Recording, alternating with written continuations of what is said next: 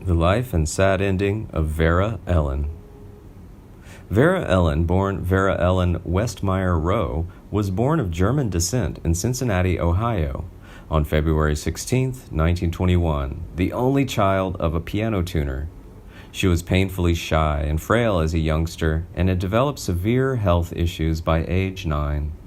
Using dance as both physical and emotional therapy, what was once recreationally became a soulful and burning passion, and her talent became very obvious nearly from the onset. As a teen, she appeared in nightclub acts and became one of the Rockettes' youngest members, quickly graduating to the Great White Way for work. Vera Ellen made her Broadway debut with Very Warm for May at age 18 in 1939, which also featured another young hopeful, June Allison. She then segued into Higher and Higher, 1940, which also had Allison in the cast, Panama Hattie, 1940, which starred Ethel Merman, By Jupiter, 1942, with Ray Bolger, and a revival of A Connecticut Yankee, 1943.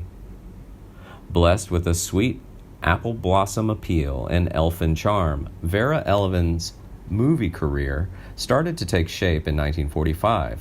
Supposedly, her mother thought that since her daughter looked much younger than she was, it might be wise to shave 5 years off her age in order to promote the dancing teen sensation image. Her first 2 films were musical vehicles for the up-and-coming Danny Kaye, Wonder Man, 1945, and The Kid from Brooklyn, 1946, were both hits, and people soon fell in love with the lovely lady's fresh-faced innocence. A hard-working, uncomplicated talent, she paired famously with Gene Kelly in MGM's Words and Music, 1948, in which their Slaughter on 10th Avenue number was a critical highlight. The landmark musical On the Town, 1949, in which she played Miss Turnstiles and The Apple of Kelly's Eye, served as the pinnacle of her dancing work on film. The versatile and acrobatic Vera could be counted on now to perform any kind of dancing requested: tap, toe, jazz, adagio, whether solo or with partners and or props. She became the woman of 1,000 dance moves. Her light singing voice, however, was usually dubbed by a more capable song stylist. Vera Ellen went on to appear twice with Fred Astaire, albeit in 2 of his lesser vehicles: Three Little Words, 1950, choreographed by Hermes Pan, and The Belle of New York, 1952, where their formidable dance numbers outshined the flimsy story. She also shared dance steps with the equally agile Donald O'Connor in Call Me Madam, 1953.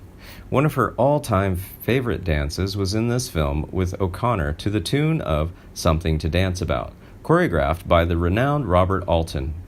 The warm and fuzzy Yuletide favorite White Christmas, 1954, is usually considered her best remembered movie, in which she played 1/4 of a glamorous quartet consisting of Bing Crosby, Danny Kaye, and sister Rosemary Clooney.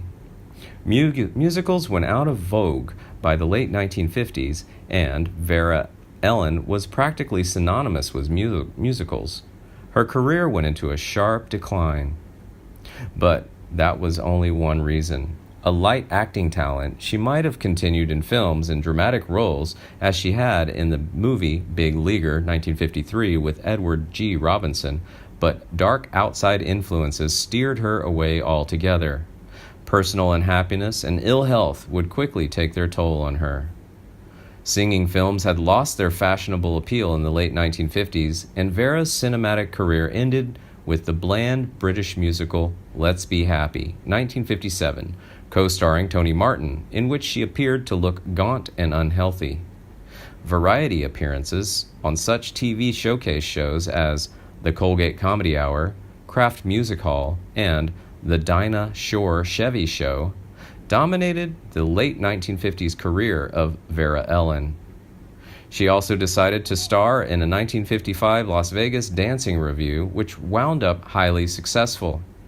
Vera's career died down in the late 1950s once filmed musicals lost their fashion. It was later discovered that due to the dancer's compulsive dieting obsession, she had silently battled anorexia throughout much of the 50s before anyone was even aware or doctors had even coined the term or devised treatments. Moreover, she had developed severe arthritis, which forced early retirement.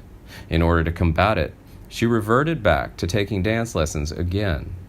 The worst blows suffered, however, was in her personal life. On top of 2 failed marriages, she lost her only child, Victoria Ellen Rothschild, to sudden infant death syndrome in 1963. With one unhappy and tragic event compounded by another, she became a virtual recluse. Sadly, she had died on August 30th, 1981, at the age of 60, following a long bout with ovarian cancer at the University of California, Los Angeles Medical Center. She was buried at Glen Haven Memorial Park in Sylmar, California.